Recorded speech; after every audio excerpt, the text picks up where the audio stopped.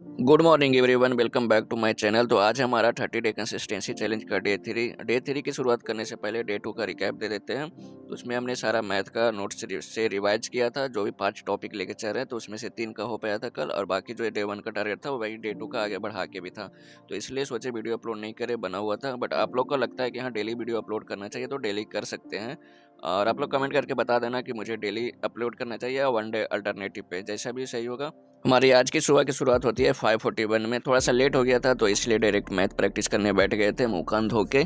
और मैथ की प्रैक्टिस करने में जैसे बताएं कि नोट्स एक बार रिवाइज कर लो, उसके बाद सॉल्व करो तो अच्छे से सॉल्व होता है। पहला दिन हमारा 3 घंटा लगा था, आज वो वही 100 मिनट में ही 60 क्वेश्चन सॉल्व हो गए थे। तो ये आराम से ध्यान रखना। और मेरा आज का टारगेट ये था, और लेट उठने की वजह से ऐसा हुआ कि खुद भूल गए थे कि मेरे ऊपर एक और रिस्पॉन्सिबिलिटी है, टारगेट शेयर करना रहता है प्राइवेट ग्रुप में भी। तो बिना शेयर किए ही अपना मैथ प्रैक्टिस करने लगे थे। तो आई होप आगे से ऐसा ना हो, सुबह सुबह उठ के या फिर रात में ही शेयर कर दिया करेंगे। मैथ प्रैक्टिस करने के बाद थोड़ा बाहर से घूम के आते हैं। मौसम तो हमेशा की तरह आज भी है, अब शायद रहेगा पूरा जनवरी ऐसा ही।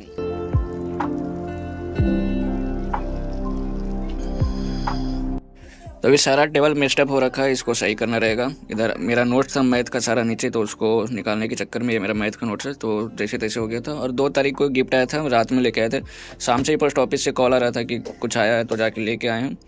तो ये मिला था, 2 कैलेंडर लगाने का जगह ही नहीं है, और एक बोतल था, इसके साथ कप और डायरी है।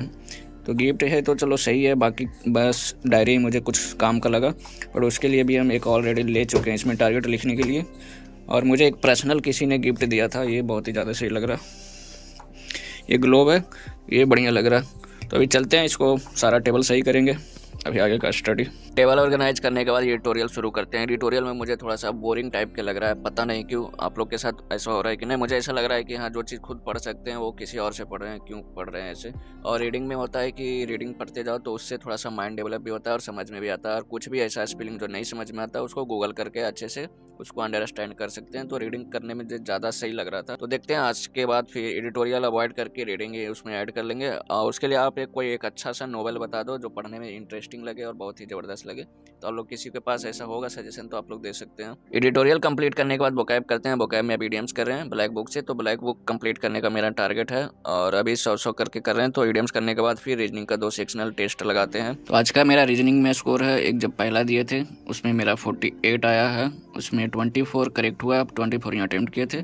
और दूसरा मेरा थोड़ा सा मार्क्स कम गया, और जिसमें मेरा 2 गलत हो गया, क्योंकि इसमें थोड़ा सा अलग क्वेश्चन आ गया था वेन डायग्राम का। और वेन डायग्राम का टॉपिक नहीं पढ़े क्योंकि वो कभी आता नहीं था जल्दी सीजीएल का प्री में। तो इसमें मेरा 2 गलत हो गया, इसमें भी 24 अटेम्प्ट किए थे। तो ये मेरा आज का है, और अभी बज गया है तो जा रहे हैं लंच करने। लंच करने के बाद फिर आगे का कंटिन्यू करेंगे।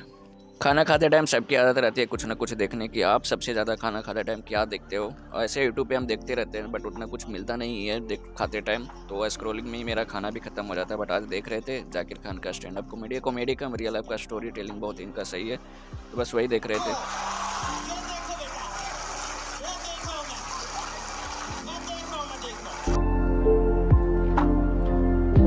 लंच करने के बाद फिर अपना इंग्लिश का टारगेट शुरू करते हैं। और इंग्लिश में भी चैप्टर वाइज प्रैक्टिस कर रहे हैं। चैप्टर वाइज प्रैक्टिस सारा चैप्टर का हो जाएगा, उसके बाद फिर एरर और सेंटेंस इंप्रूवमेंट इसमें ऐड करेंगे अपना डेली टारगेट सीरीज में। तो चैप्टर वाइज में हमारा टेंस कंप्लीट हो गया था। आज टारगेट में था प्रोनाउन, तो प्रोनाउन का पहले एक बार अपने नोट्स से रिवाइज करते हैं। तो बहुत लोग पूछ रहे थे कि इंग्लिश किससे पढ़े हो, तो इंग्लिश हमने तरुण ग्रोवर सर से ग्रामर पढ़ा था, और उन्हीं का वीडियो सोल्यूशन भी देखते हैं प्रैक्टिस के लिए। तो नोट्स से प्रोनाउन चैप्टर रिवाइज करते हैं, और एक चैप्टर को 2 दिन दे रहे हैं। एक दिन में थोड़ा सा रिवाइज और उसका प्रैक्टिस, और दूसरे दिन प्रैक्टिस और क्विजेस वगैरह उसी चैप्टर का लगाते हैं। तो थोड़ा सा इंग्लिश में ज़्यादा मार्क्स इंप्रूव करना, तो एफर्ट्स ज़्यादा लगाना पड़ रहा है क्योंकि इंग्लिश थोड़ी सी वीक है। उसके बाद प्रोनाउन का वीडियो सोल्यूशन देखते हैं और फिर चले जाते हैं नदी तरफ थोड़ा सा वर्कआउट एक्सरसाइज करने। शाम होने वाला था और मेरा टैब और मोबाइल भी डेड होने वाला था, तो चले जाते उधर। फिर उधर से आने के बाद स्टडी कंटिन्यू करते हैं।